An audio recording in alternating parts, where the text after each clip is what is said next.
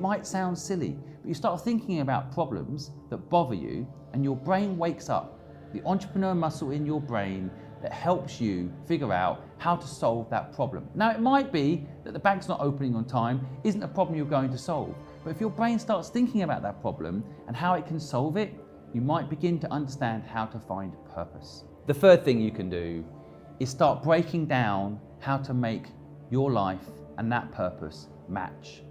Now, matching what you do in your day and your actual purpose is often easier than you think. I've met hundreds and hundreds of people who tell me what their dream is, and it turns out that their dream is often just 3% difference from their existing life. You know, between chimpanzees and humans, and only 3% difference in the DNA.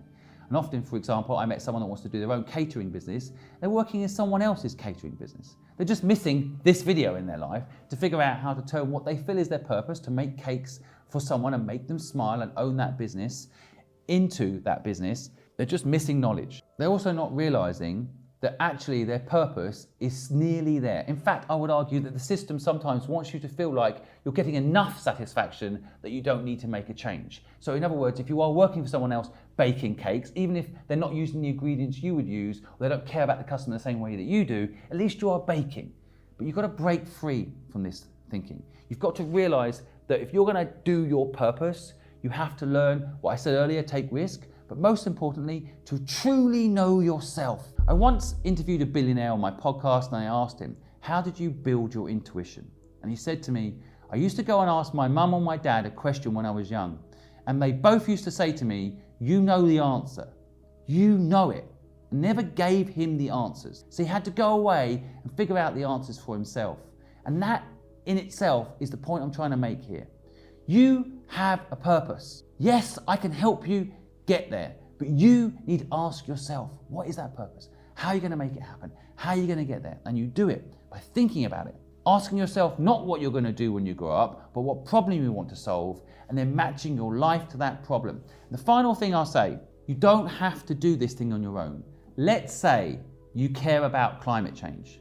And I would just say, we don't need to save the planet, we need to save humans. When the humans are gone, the planet will be fine. But let's just say you care about saving the planet. You can go and work with other people doing something in this space. The only thing I would say to you is make sure you ask for equity wherever you work. I'll come to that a bit later, how you do that and why you should do that. But that can be still a way for you to have the life you want. You can find your purpose and then go work with someone that's actually doing it. So in my organization, behind the camera right now, is a whole group of people, talented people that care about the same thing as me. So they can go off and help people in their own way like they want to, or we can come together as a team and solve the problem together that people don't have the knowledge they need to do what they love. What I have noticed is that once you find your purpose, and this is what you need to be careful of, is that you don't think that it's such a big purpose like solving the world's problems, that you don't do it. You can team up with other people to do it. And I will tell you, 1 + 1 = 11. Remember that. Once you know your purpose, you can seek out people and communities and old days tribes to help you go and fix this problem with other people. But if you don't know what that purpose is, you won't do this and you will get stuck working on someone else's purpose, someone else's destiny. And I promise you, it's harder to work for someone else than work for yourself, despite what you have been told. How to find a co-founder. Now, if you're someone that likes to work alone, you can perhaps skip this bit. But I would say to you before you do, make sure you understand the power of a co-founder. Sometimes we get caught in our own ignorance bubble. We think we know what we know, but you don't know what you don't know. So be cautious before you skip this section. You're absolutely sure that a co-founder cannot bring you value.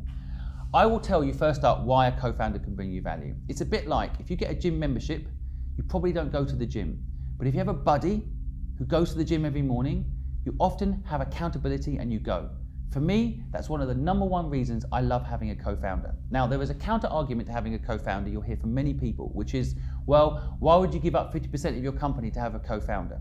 I personally would rather have 50% of a business I enjoy that's successful than 100% of a nightmare and a failure.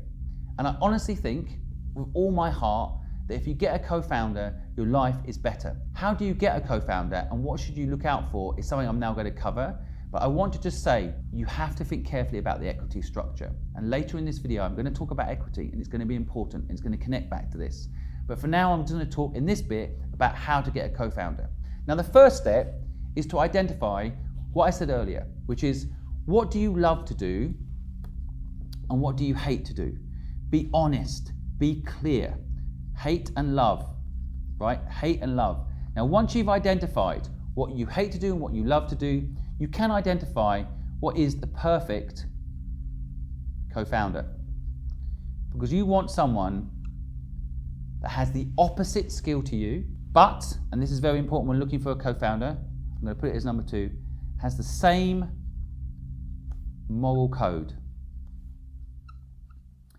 This process of finding a co-founder is pretty much the process of probably finding a partner in life. You're going to spend a lot of time with this person. This person is going to become literally your business life partner. And if you do it right, it is for life. Like, I have in business done businesses with people, and even when I've sold that company, I've done another business with them. If you get it right, it is a lifelong partnership. And so you want to make sure you're honest and clear about what you hate doing and what you love doing, so that the person comes in and works with you. One, doesn't question you or cross over with you, lets you run your area and gives you respect. Equally, you have the same with what they do. You write down exactly, in detail, what this person looks like. And I would go as far as to say, you write down how tall they are, what they look like, how they speak, their background, where they're from, everything you can possibly think of. Just as if you're picking a partner in life. What is it you're looking for? Write down every detail. The reason I say the more detailed you are with it, the more likely you are to manifest it. You aren't going to be looking out for something unless you make it very clear what you're looking for. I mean, it's the red car theory, right? If I suddenly tell you the words red car, you're probably going to see a lot of red cars. But if I don't mention red cars, you probably haven't seen one at all today. You have to list out what you want. So you've identified what you love doing and what you don't love doing. You've identified your own moral code. And moral code, I can go into it a little bit more. It's quite a complicated thing, but there is one quick hack on this I can give you. Whenever I'm trying to find out whether or not someone's good, I don't care about money. I care about reputation. So I don't want to accidentally end up working with someone that all they really care about is money. And I have this test to check. I will say to them, what if from this day until you're 70, so let's say you're 30 now, in the next 40 years, you'll have the most amazing life. 3 houses, 1 in New York, 1 in Hong Kong, 1 in London. Anywhere you go, people will love you, private jets, everything you need for the next 40 years. That's your life. And in 40 years' time, however, there is a catch. You'll get to 70, and then everyone will find out that you're a financial fraud, that you tricked people to get here, and that your life generally will be very different. People will look at you differently. Maybe then you'll die, and maybe it doesn't matter, but that's your life. Do you want to take the deal? I'm surprised how many people say yes. I would say 50-50. People say yes, they take that deal. They'll have 40 years of a good life for a bad reputation at the end.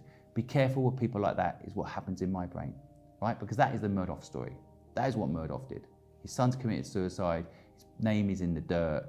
No one ever wants to hear that name again in their life. And a lot of people were hurt.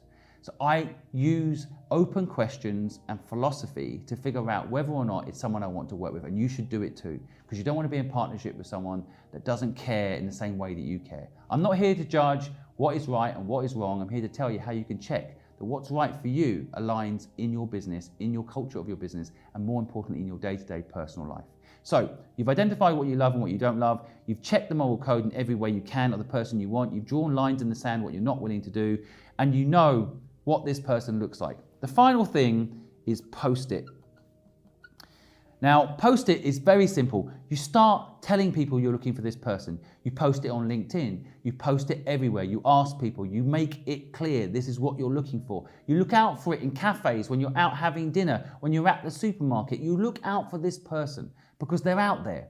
You just have to have your eyes wide open. Of course, you can go on helpbank.com and ask people if they know someone like this. You can use the tools around you to get what you need. But ultimately, you've now set yourself up with every chance of finding a co-founder. Now, you're going to have to sort out the equity structure and get that right. I'm going to come to that in a minute. But that is how you find a co-founder. And in my opinion, it's one of the most powerful things you can do to ensure success in your business. Next up, how to sell. Now, anybody can sell. It's a system, it's a philosophy, and anyone can do it. I don't care your background. You can be an introvert, you can still sell and understand the systems of selling. And if you are presently selling, I promise you, you are missing a few tricks that I'm going to try and help you with now. First up, how to sell is not what you have been taught.